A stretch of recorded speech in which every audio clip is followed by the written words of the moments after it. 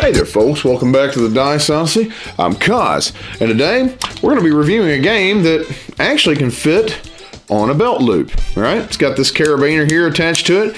It's called OK Play, and it's by Big Potato Games.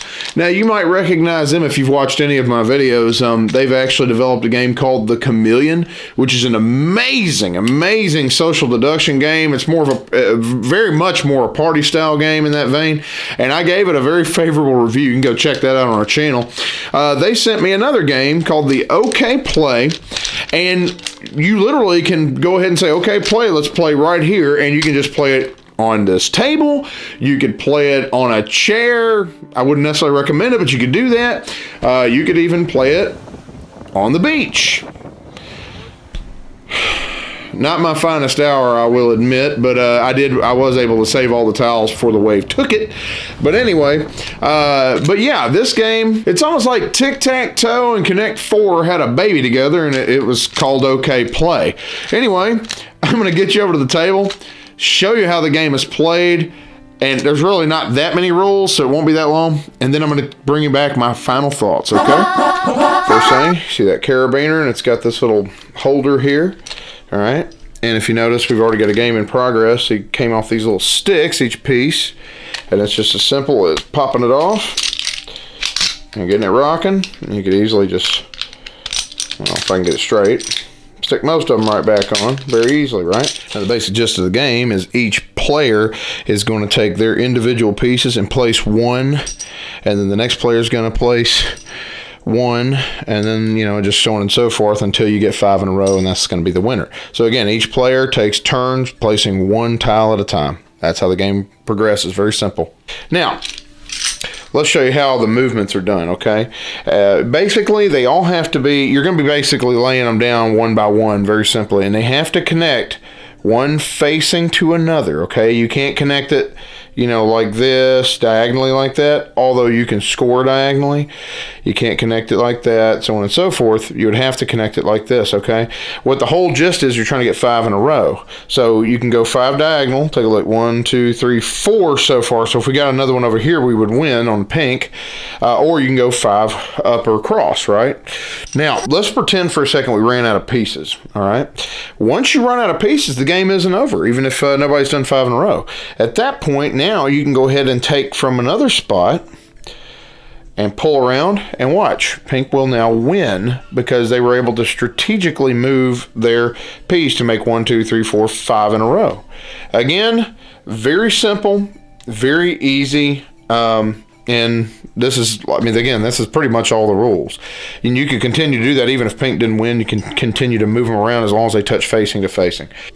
And one of the things I love about this game is it's really good for kids. My oldest, Graysana, she was actually able to pick this up pretty well because she knows Connect 4 and things like that.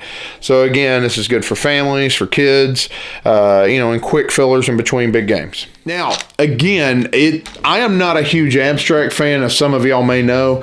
I want something that has a ton of theme. I want something that's going to immerse me in the game. I mean, games like Fallen Land, a post-apocalyptic board game. That's another game we did a review on our channel. That's amazing. Games like, you know, Blood Rage, all these kind of games, they immerse me, right? Abstract games don't usually normally immerse me, but if you want something that's going to be played, you know, anywhere between 2 to 15 minutes, maybe, this is a great game to have. I was actually amazed at how much fun I was having with this game, right? It is amazing that you can fit so much fun into such a very small package, and a very unorthodox package, because again, they're playing off this thing here about traveling and playing anywhere. They put the carabiner on there for a reason, right? I was actually clipping it to my belt clip. We went down to Gulf Shores, my family and I, you know, in the past week or so, and I put this on my belt clip at one point just to try it out on the beach, just for that silly video I did at the same time, but to prove the point that I could take it anywhere. And at points points. I really didn't even notice it was there. So yeah, it actually is pretty cool. I tried it just so I could say in this review that I tried it and I liked it. And just to give you case in point, I think anybody could jump into it because, again, if you want a quick filler game that anybody can learn in like 10 seconds flat, it's so simple to teach. My co-host Brian, some of y'all have seen him on here in other reviews. He sat down and he was like, "What is this, man? This I don't even. It doesn't. I'm not really excited to play this." This kind of was his attitude was kind of a little bit like that. And he sat down and played it. We played two or three games in like 10 to 15 minutes, just a 2-player game, just to show him. And he said, "All right, I think I might have to pick this up." Let me find out how much it is.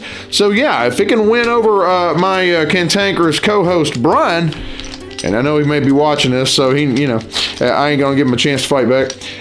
Then I think he can win over almost anyone. Again, it's simple. It's not gonna be like everybody's cup of tea. It's not supposed to be anybody's particularly favorite game, but it is a fun game for just a quick filler in between big games. Heck, we played it again last night, right before we played a 2.5-hour game of Power Grid. Okay, and the people at the table all loved it, thought it was fun.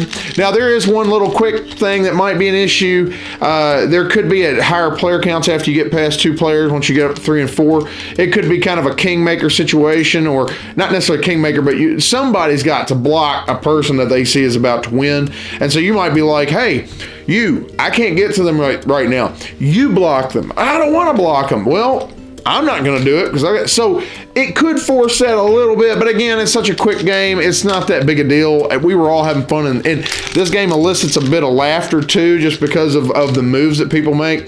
There's a little bit of depth in such a unassuming game. So anyway, I think this is a game that you should have. I give this on a beard rating scale of a 8 out of 10. I think it's great. I think that this Joker needs to be in a lot of people's abstract game collection. So anyway, that's going to be all for me. Thank you so much for watching the Dice Odyssey videos. I'm Kaz. Please be sure to like and subscribe to our channel so you don't miss any of the regular content that we have coming out. We pretty much put out content regularly in a month's time. So anyway, thank you again. You have a blessed day and okay play. And game away.